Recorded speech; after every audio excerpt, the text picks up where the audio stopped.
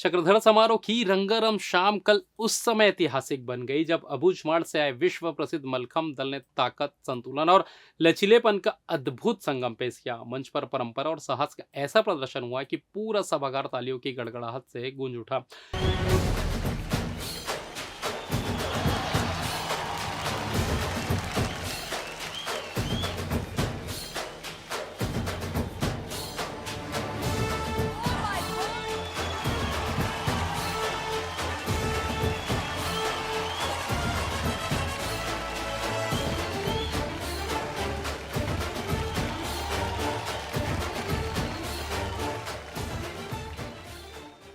इस शानदार प्रदर्शन के बाद दल से बीसीसी न्यूज से अनुज मिश्रा ने खास बातचीत की, जिसमें कलाकारों ने अपनी यात्रा अनुभव साझा किए। नमस्कार, मैं हूं अनुज मिश्रा। आप देख रहे हैं आपका अपना बीसीसी न्यूज।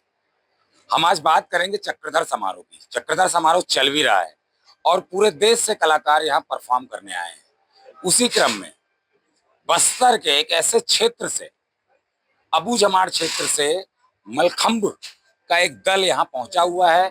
हम उनसे जानेंगे, बात करेंगे और ये जानने की कोशिश करेंगे आखिर ये मलखम्ब है क्या। और ऐसे क्षेत्र से, छत्तीसगढ़ का वो पिछड़ा क्षेत्र जिसको बस्तर बोलते हैं, और बस्तर में अबूझमाड़ क्षेत्र से ये टीम निकल करके अंतरराष्ट्रीय स्तर पर ख्याति प्राप्त करी है। उसके पीछे इनका स्ट्रगल क्या रहा और आने वाले समय में इनके स्कोप क्या है, तो हम इनके कोच मनोज जी से बात करेंगे। सर, बहुत बहुत स्वागत है बीसीसी न्यूज में। सबसे पहले तो मुझे ये जानकारी दीजिए हमारे दर्शकों को, मलखम्ब है क्या चीज? मलखम्ब सर एक भारतीय परंपरा का खेल है, जिसे इसे दो 17वीं शताब्दी में पहलवान लोग इसको किया करते थे। जो महाराष्ट्र के महाराज थे, पेशवा बाजीराव पेशवा, तो उनके जो सैनिक थे जो रहते थे वो लोग प्रैक्टिस करते थे इसके ऊपर में। मगर धीरे धीरे इसको जो रेसलर थे इसको इस्तेमाल करते थे। मलखम्ब एक सर दांव पेच का खेल है। तो दांव पेच का खेल मतलब दांव पेच को मजबूत करवाते हैं और शरीर को अपना स्ट्रांग बनाते हैं। तो पहलवानों इसको इस्तेमाल करते थे। उसके बाद धीरे धीरे 1981 में इसको खेल के द्वारा शामिल किया गया। फिर धीरे धीरे भारत सरकार ने इसको खेल को मान्यता दिया और नेशनल गेम्स हो, वर्ल्ड चैंपियनशिप हो, नेशनल, ये सारे खेलों में शामिल किया गया। मगर अभी जो देख रहे थे सर, मलखम्ब से थोड़ा अलग है आर्टिस्ट के लेवल पे। ये चाइनीज पोल बोला जाता है इसको। इस पोल को करने के लिए बहुत ज्यादा मेहनत लगता है और कम से कम जो 10 साल बच्चा किया रहता है प्रैक्टिस, वही सब ये सारी चीजें कर पाते हैं। आप तो एक सैनिक थे, फिर मलखम्ब की तरफ आए आप, और आपने एक अबूझमाड़ जैसे क्षेत्र में, जहाँ पे गाड़ी तो मुश्किल है, पैदल चलना, अभी बरसात चल रही, मुश्किल हो जाता है, वहां से इतनी बड़ी टीम आपने उठाई और इंडिया गॉट टैलेंट के आप विजेता भी रहे हैं। तो ये सफर कैसा रहा? और सबसे पहला तो वही सवाल है सर, आप सैनिक से इसमें कहाँ से आ गए? किसने इंस्पायर किया आपको? देखिए, सैनिक से पहले मैं एक खिलाड़ी हूँ सर, है ना। मैं अपने बचपन में खिलाड़ी था और वो सारी चीजें जो कमियां होती है सर, हम लोग जब खिलाड़ी थे तो हमारे पैरों में जूते, चप्पल, ये सारी चीजें कमियां रहती है सर, है ना। तो वो सारे कमियां एक दिन मन में एक लाता था कि जिस दिन मैं भी नौकरी करूंगा, बड़ा होऊंगा, उस दिन मैं लोगों का हेल्प करूंगा, बच्चों का हेल्प करूंगा, जूते दूंगा, चप्पल दूंगा। मतलब ऐसा एक मन थॉट था उस समय में।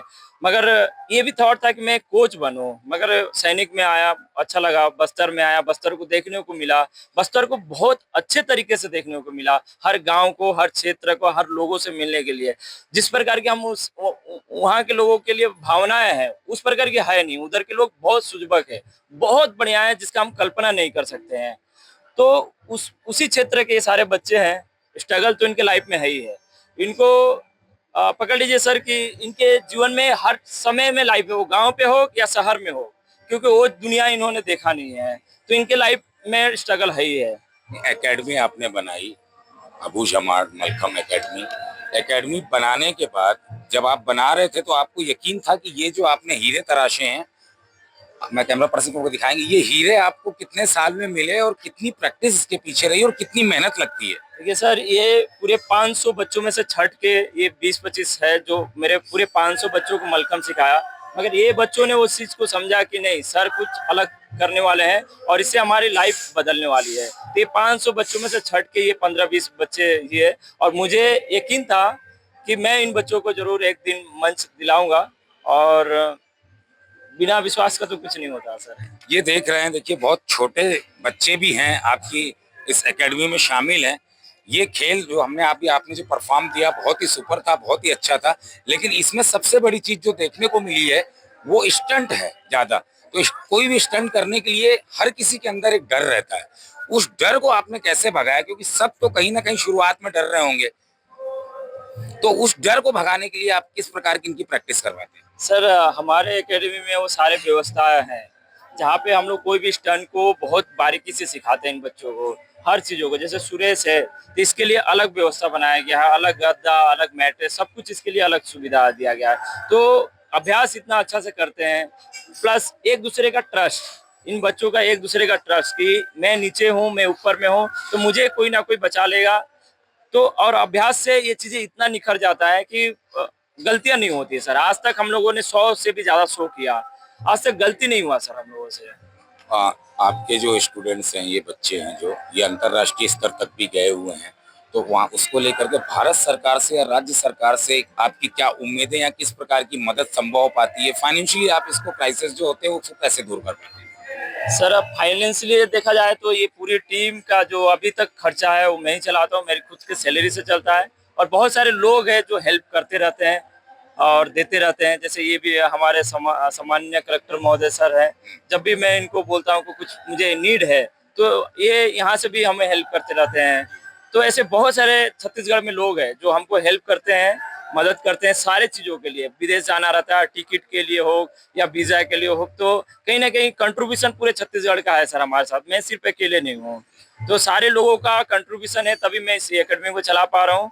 और मैं ये इस मकसद से चल रहा हूँ कि सर छत्तीसगढ़ एक दिन अमेरिका गॉट टैलेंट में जाएगा और सर जीत कर आएगा। वहाँ पे छत्तीसगढ़िया सबने बढ़िया बोल कर आएंगे। तो ये हमारे मकसद है। चलिए, बीसीसी न्यूज भी इसकी बधाई देता है आपको आगे के लिए। क्या नाम है यार तुम्हारा? मेरा नाम सुरेश कुमार पटाई है। और तुम मुझे ऊपर से कूदते हो, डर नहीं लगता? मेरे को बहुत नहीं डर लगता है, क्यों नहीं लगता? क्योंकि मैं बहुत बार प्रैक्टिस था। जब प्रैक्टिस करते हो तब डर नहीं लगता? थोड़ा बहुत लगता है, भी लोग जो नहीं लगता। भरोसा रहता है कि पकड़ लेंगे, छोड़ दिए तो?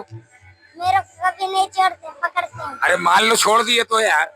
मेरा को डर नहीं लगता। नहीं लगता डर। ये देखिए आप, ये हौसला देखिए, ये हिम्मत देखिए इस छोटे से बच्चे की।